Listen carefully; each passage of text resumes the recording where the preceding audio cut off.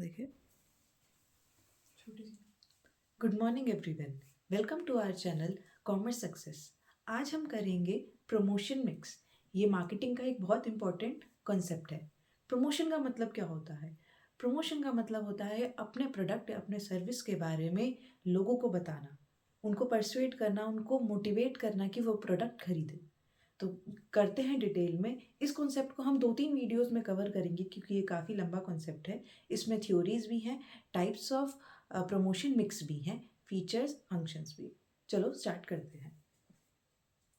Promotion mix क्या होता है? प्रमोशन मिक्स का मतलब होता है अलग अलग मीडिया को यूज़ करके अपने प्रोडक्ट के बारे में इंफॉर्मेशन देना कंज्यूमर्स को, जिनसे जिनसे उन्हें पता चले कि आपका प्रोडक्ट मार्केट में अवेलेबल है। सिर्फ इंफॉर्मेशन नहीं देना, इंफॉर्मेशन के साथ साथ परsuasion भी करना, इनकरेज करना, मोटिवेट करना कंज्यूमर्स को कि वो आपका प्रोडक्ट खरीदें। इसमें सबसे इम्पॉर्टेंट है कि आपका प्रोडक्ट उन्हें याद रहे कि आपका प्रोडक्ट मार्केट में एग्जिस्ट करता है। It refers to activities deliberately forced on promoting and offering among target audience. Next, इसके अंदर एक नया कॉन्सेप्ट आता है इंटीग्रेटेड मार्केटिंग कम्युनिकेशन का। इसका मतलब है मार्केट, जो हमारे 4 P's हैं, 7 P's है, सबका फोकस एक कॉमन गोल की तरफ होना। कॉमन गोल मार्केटर डिसाइड करता है कि हमारा प्रोडक्ट इतना बिकना है या फिर इतनी सेल्स होनी चाहिए या इतनी अवेयरनेस होनी चाहिए। देन जो सारे मीडिया हैं एंड सारे पीस हैं, सारे लोग जो भी इन्वॉल्व हैं कंपनी के, वो उस एक गोल की तरफ इनकरेज रहते हैं, अपना काम उसी की तरफ करते हैं। इसको हम रीड कर लेते हैं। It is a process use to unify marketing communication element such as public relations, social media, audience analytics, business development principles, advertisement into a brand identity than to remain consistent across different media channels. इसके अंदर marketer जो भी चीज़ या जो भी बात करता है वो एक पर्टिकुलर कॉमन गोल की तरफ होता है एंड सारे मीडिया चैनल्स उसी को फॉलो करते हैं। अगर फेसबुक पे पर्टिकुलर तरीके का ऐड दिख रहा है तो उसी गोल के साथ ऐड आपको न्यूज़पेपर में भी दिखेगा, टेलीविजन में भी दिखेगा, इंस्टाग्राम पे भी दिखेगा। इसका मतलब है इंटीग्रेटेड, साथ मिलके अप्रोच करना कम्युनिकेशन के लिए। अब प्रमोशन मिक्स में क्या क्या आता है? प्रमोशन मिक्स में आते हैं अलग अलग तरीके मीडिया जो मार्केटर यूज़ करता है अपने प्रोडक्ट को कम्युनिकेट करने के लिए। For example print ad, radio, television, billboard, direct mail, brochure, catalogues, signs, in store displays, poster, mobile apps, motion pictures, web pages, banners, emails etcetera. इन सब का कॉमन गोल यही होता है कि अपने प्रोडक्ट के बारे में बताना। ये सारे अलग अलग मीडियाज इसलिए यूज़ होते हैं क्योंकि प्रोडक्ट कई बार अलग होता है, कई बार टारगेट ऑडियंस अलग होती है। टारगेट ऑडियंस का पर्टिकुलर मीडिया की तरफ यूसेज ज़्यादा होता है। फॉर एग्जांपल अगर हम अपने पेरेंट्स की बात करें तो वो जनरली सोशल मीडिया में फेसबुक पे ज़्यादा एक्टिव होते हैं, और अगर हमारी एज के बारे में बात करें, यंगस्टर्स के बारे में बात करें, तो वो इंस्टाग्राम पे ज़्यादा एक्टिव होते हैं। तो अगर हमारे लिए कोई प्रोडक्ट बन रहा है तो वो इंस्टाग्राम पे मार्केटर उसको फोकस करेगा बेचने के लिए, और फेसबुक पे नहीं। इसमें कुछ टूल्स हैं जिन्हें हम ब्रीफली समझते हैं, फिर हम डिटेल में करेंगे। फर्स्ट है एडवर्टाइजिंग। एडवर्टाइजिंग एक पेड कम्युनिकेशन होता है, नॉट पर्सनल फॉर्म कम्युनिकेशन होता है। जनरली लार्ज एरिया और टारगेटेड मार्केट काफ़ी बड़ी होती है इसमें। For example television, newspaper, radio. इसका ऑब्जेक्टिव होता है ब्रांड के अवेयरनेस और बढ़ाना और सेल्स को इंक्रीज करना। नेक्स्ट है सेल्स प्रमोशन। सेल्स प्रमोशन के अंदर शॉर्ट टर्म इंसेंटिव्स दिए जाते हैं, कुछ ऑफर्स दिए जाते हैं जिससे कस्टमर इन्फ्लुएंस हो जाए खरीदे। For example discounts, coupons, contest, free samples, जिससे कस्टमर को लगे कि अगर अभी खरीद लिया तो अभी हमें डिस्काउंट मिल जाएगा, अगर अभी खरीदा तो हमें फ्री सैम्पल मिल जाएंगे, एक्सेट्रा एक्सेट्रा। नेक्स्ट है पर्सनल सेलिंग। पर्सनल सेलिंग के अंदर एक सेल्स पर्सन और एक पोटेंशियल कस्टमर के बीच में कम्युनिकेशन होता है। सेल्स पर्सन परसुएट करने की कोशिश करता है कस्टमर को कि वो प्रोडक्ट खरीदे। जनरली ये डोर टू डोर सर्विस होती है, क्लाइंट सेल्स पर्सन क्लाइंट के पास तक जाता है और अपने प्रोडक्ट को बेचता है। नेक्स्ट है पब्लिसिटी। ये non paid form of communication होता है। इसके अंदर कंपनी कुछ अपने पैसे खर्च नहीं करती, तो हम ये नहीं कह सकते कि ये तो काफ़ी बेनिफिट हो गया कि पॉजिटिव ही इमेज शोकेस होगी कंपनी की। कई बार पब्लिसिटी से ही नेगेटिव इमेज भी शो होती है, तो मार्केटर के पास इस पर कोई कंट्रोल नहीं होता पब्लिसिटी का। अगर पॉजिटिव है तो बेनिफिट में है, अगर नेगेटिव है तो बेनिफिट नहीं है इसका। इसमें generally press releases, media interviews, product reviews होते हैं, और कंपनी इसमें कोई अपने फंड यूज़ नहीं करती पब्लिसिटी इंक्रीज या डिक्रीज करने के लिए। ये पब्लिक का ही आपस में रिव्यू होता है जो इन्फ्लुएंस करता है बाकी लोगों को। नेक्स्ट है public relations. Public relations company जान के बनाती है या इन्फ्लुएंस करती है।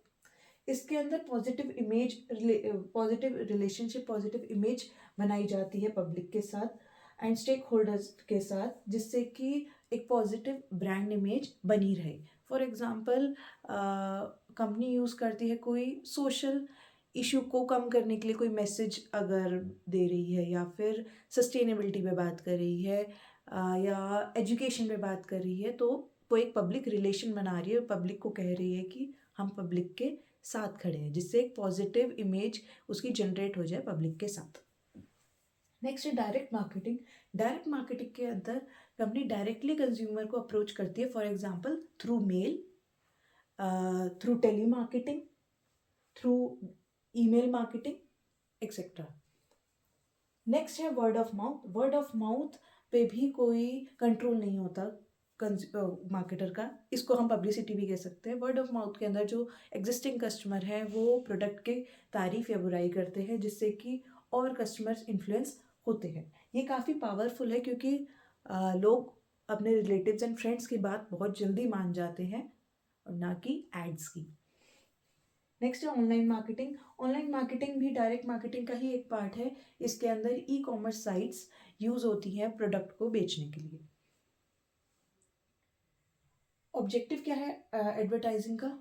न्यू प्रोडक्ट को इंट्रोड्यूस करना, पर्सनल सेलिंग प्रोग्राम्स जो चल रहे हैं उसको और सपोर्ट करना, to reach people, to enter a new market, to fight competition in the market, to enhance goodwill of the enterprise. Next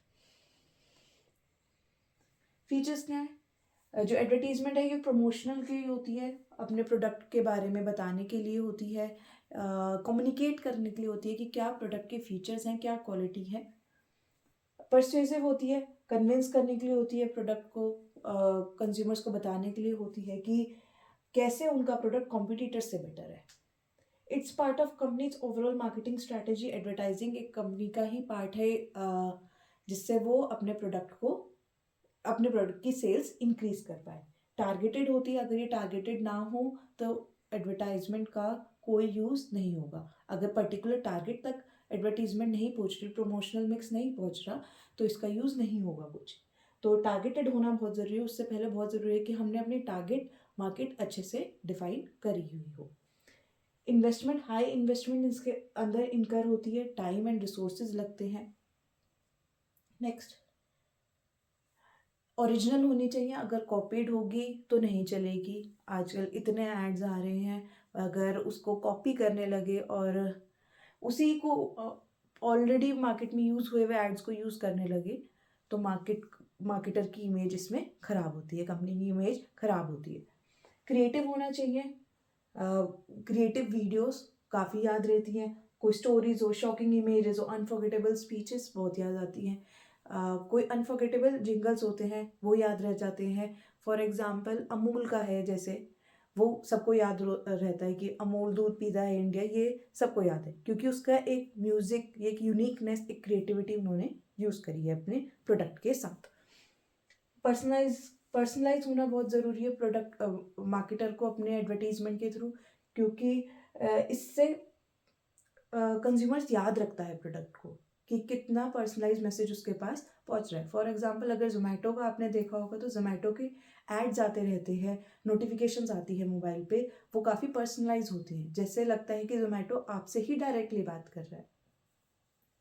consistent होना बहुत ज़रूरी है। कंसिस्टेंट नहीं होगा तो इतने सारे एड्स में, इतने सारे कॉम्पिटिटर्स में कंज्यूमर भूल जाएगा कि आपका कौन सा प्रोडक्ट था। कई बार जिंगल्स याद रह जाती है, स्टोरीज याद रह जाती है, पर एक्चुअल में प्रोडक्ट भूल जाते हैं कि ये ऐड स्विगी ने किया था, जोमेटो ने किया था, क्योंकि दोनों का काम तो सेम ही है, पर एक्चुअली में ऐड किसने किया था वो भूल जाते हैं।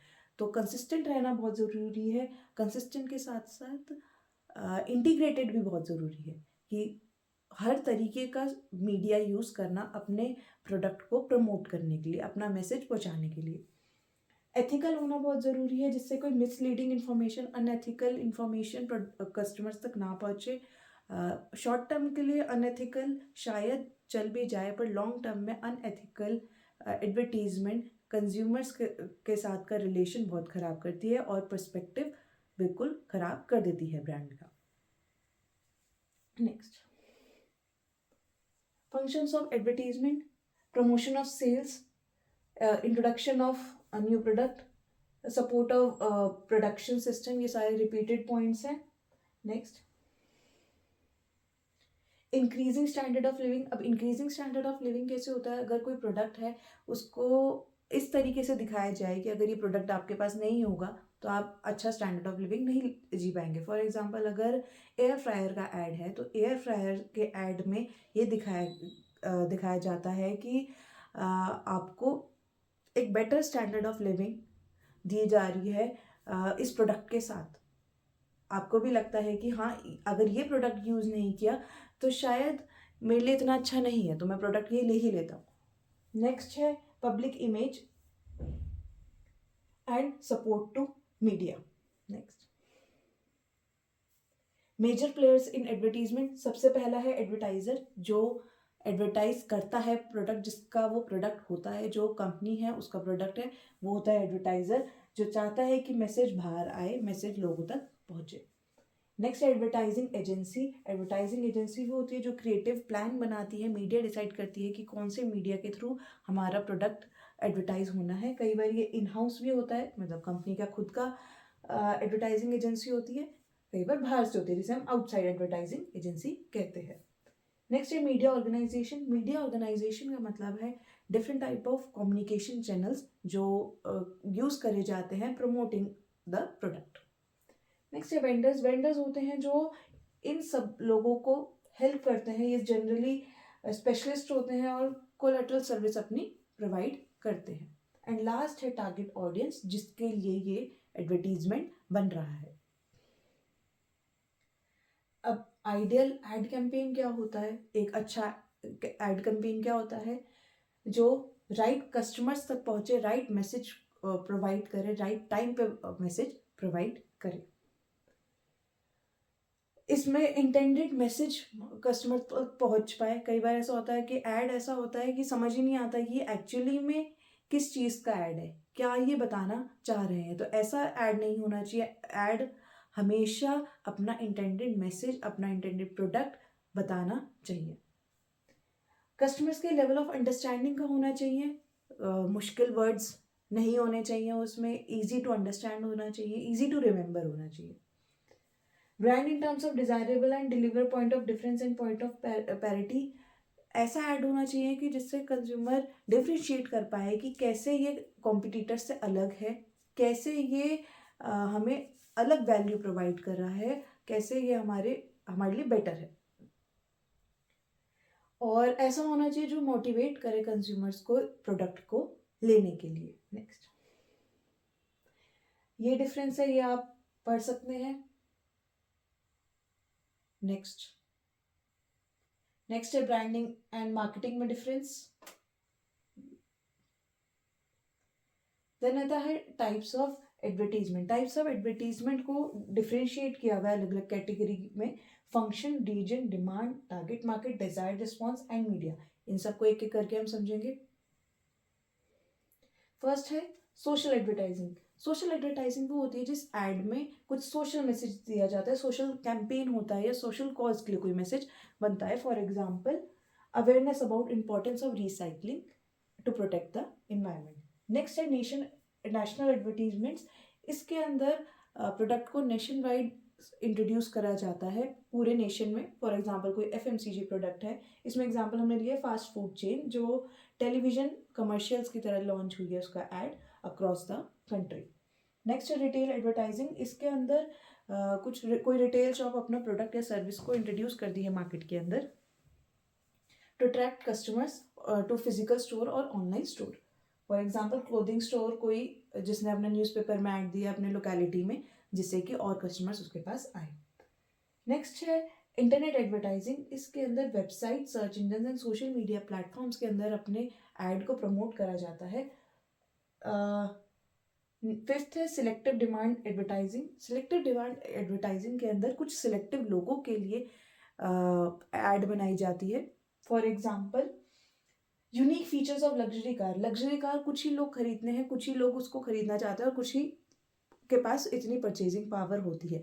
तो ये जो सिलेक्टिव ऐड है उस कार का वो उन्हीं लोगों के लिए है क्योंकि वही खरीद पाएंगे. ये टारगेट ऑडियंस पे डिपेंड करता है कि कौन सी टारगेट ऑडियंस हमारी है. इंस्टीट्यूशनल एडवर्टाइजिंग के अंदर कोई इंस्टीट्यूशन, कोई ऑर्गेनाइजेशन का ऐड करा जाता है. फॉर एग्जाम्पल कोई हॉस्पिटल का, कोई educational institute etcetera. Public relation advertisement.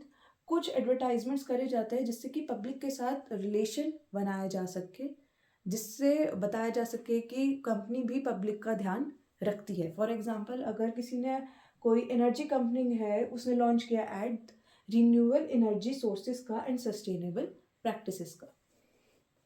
Corporate image advertisements. इसके अंदर कोई कॉर्पोरेट का या कोई कंपनी की इमेज या वैल्यू को दिखाने के लिए. ये similar to institutional advertisements. Political advertising. Political advertising के अंदर पॉलिटिकल पार्टीज अपने आप को एडवर्टाइज करती है. जनरली ये करा जाता है इलेक्शंस के टाइम पे to gain support during elections और पॉलिटिकल कैंपेन्स. Service advertising. इसके अंदर कोई सर्विस, कोई इंटेंजिबल ऑफरिंग करी जाती है such as health care, banking, insurance etcetera. Product advertising के अंदर कोई टैंजिबल प्रोडक्ट का एडवर्टीजमेंट करना. And primary demand advertising stimulate demand for a entire product category. For example कोई प्रोडक्ट की कैटेगरी जैसे डेयरी प्रोडक्ट की कैटेगरी है उसको एडवर्टाइज करना. डेयरी प्रोडक्ट के अंदर सब कुछ आ गया, उन सबको इकट्ठा ही एडवर्टाइज करना, ना कि एक एक प्रोडक्ट को. अब मार्केटिंग 3 तरीके की हो सकती है. Above the line marketing, below the line and through the line. Above the line marketing क्या होती है? अबव द लाइन मार्केटिंग के अंदर जो हमारी टारगेट ऑडियंस है वो काफ़ी वाइड होती है. इसके अंदर सबको ही इंफॉर्मेशन प्रोवाइड होती है through radio, television, newspaper etcetera. इसका मेन एम है अवेयरनेस प्रोवाइड करना. जनरली एफएमसीजी प्रोडक्ट्स जैसे होते हैं जो नेशन वाइड इंट्रोड्यूस होते हैं या लार्ज टारगेट ऑडियंस होती है, वहाँ पे above the line marketing technique use होती है. Most applicable product is directed for the broader spectrum of customers. For example, a soft drink company might contract an ATL advertising agency.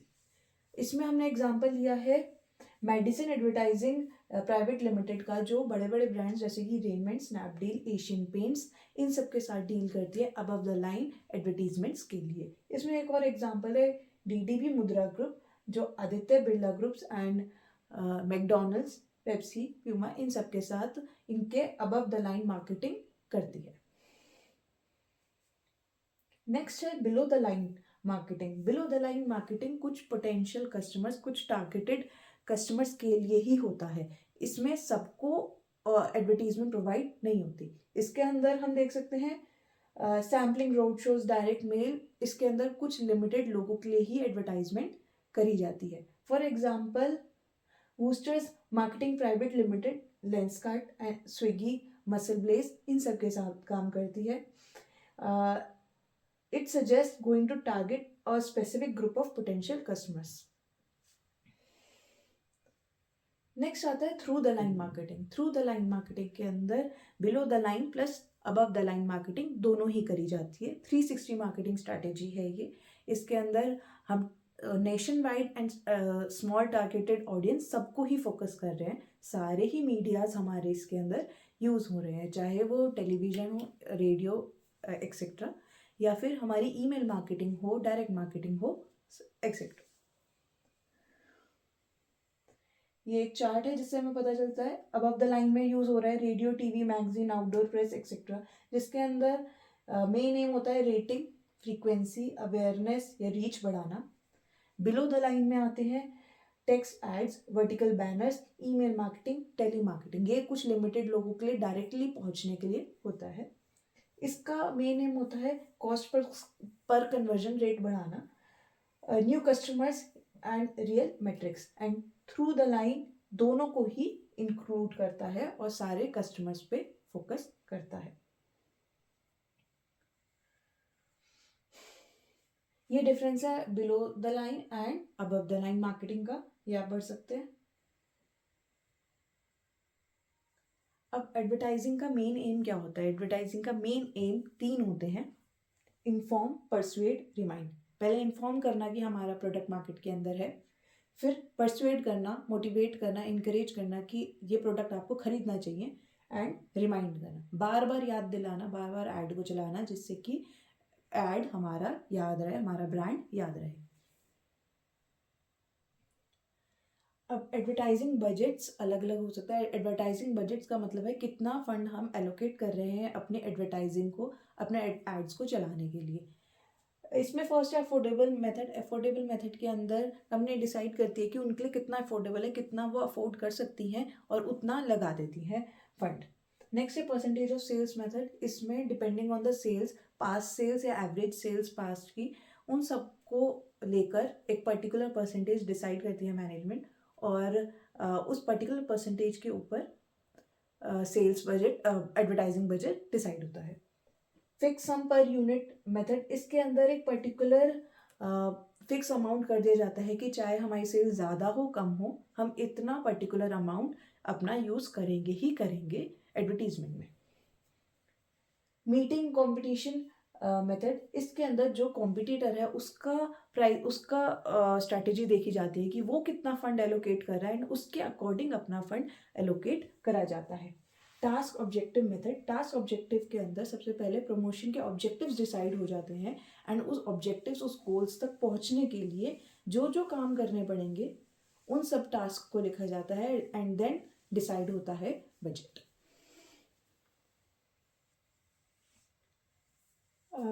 Next है media scheduling. Media scheduling का मतलब है कि कितना बार हमारा media, हमारा एड मीडिया में दिखेगा। The objective determine media scheduling refers pattern of timing of an advertisement which is presented as plots as flowchart on a yearly basis.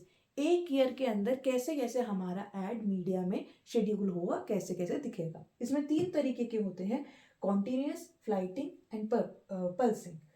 Continuous का मतलब है जिसके अंदर एड हमेशा ही चलता रहेगा। फॉर एग्जाम्पल सोप का ऐड है, सोप का ऐड पूरे साल चलता है क्योंकि सोप पूरे साल यूज होता है, तो पूरे साल चाहे कोई भी सीजन हो, कोई भी मंथ हो, पूरे टाइम चलता है, तो उसे हम कॉन्टिन्यूस के अंदर लेते हैं। नेक्स्ट है फ्लाइटिंग। फ्लाइटिंग का मतलब है कि एक टाइम पे ऐड बिल्कुल भी नहीं हो रहा होगा और एक टाइम पे ऐड फुल चल रहा होगा। फॉर एग्जाम्पल अगर हम लेते हैं विंटर क्लोथ्स का, विंटर क्लोथ्स पर्टिकुलर मंथ्स में, नवंबर टू फरवरी पर्टिकुलर मंथ्स है, उसके अंदर विंटर क्लोथ्स का ऐड आएगा, बाकी महीने में नहीं आएगा। नेक्स्ट है पल्सिंग। पल्सिंग के अंदर एक ऐड कुछ पीरियड ऑफ टाइम पे बहुत ज़्यादा आता है, फिर कुछ टाइम के लिए कम हो जाता है, फिर बहुत ज़्यादा आता है। इसमें कभी भी ब्रेक नहीं होता है, टाइम हमेशा चलता रहता है, बस कुछ कई बार बहुत ज़्यादा होता है, कई बार बहुत कम होता है। फॉर एग्जाम्पल चॉकलेट्स का ऐड है जो फेस्टिवल्स पे बहुत ज़्यादा हो जाता है, एंड रेगुलर भी थोड़ा थोड़ा होता रहता है। Top down approach and buildup approach, ये एडवर्टाइजिंग बजट्स के अप्रोच हैं। टॉप डाउन अप्रोच के अंदर टॉप मैनेजमेंट पहले बजट डिसाइड करती है कि इतना बजट हम एलोकेट करेंगे एडवर्टीजमेंट को, and then advertise and then marketer तक ये इन्फॉर्मेशन पहुंचती है एंड देन वो अपने एक्शंस को चेंज करता है, मॉडिफाई करता है एंड स्ट्रैटेजी बनाता है उस पर्टिकुलर बजट के अंदर। दूसरी होती है बिल्डअप अप्रोच। बिल्डअप अप्रोच के अंदर पहले एडवर्टाइजिंग के ऑब्जेक्टिव्स डिसाइड होते हैं, एक्शंस डिसाइड होते हैं, टास्क डिसाइड होते हैं, उसके बाद बजट बनाया जाता है, वो बजट टॉप मैनेजमेंट के पास भेजा जाता है अप्रूवल के लिए। वहाँ से अप्रूवल मिलने के बाद बजट डिसाइड होता है। इसके अंदर ऑब्जेक्टिव एंड टास्क मेथड आ जाता है एंड एक्सपेरिमेंटल अप्रोच मेथड आ जाता है। आज के लिए इतना ही। नेक्स्ट क्लास में हम करेंगे मीडिया के बारे में और डिटेल में एंड थ्योरीज। Thank you. कितने मिनट हुई?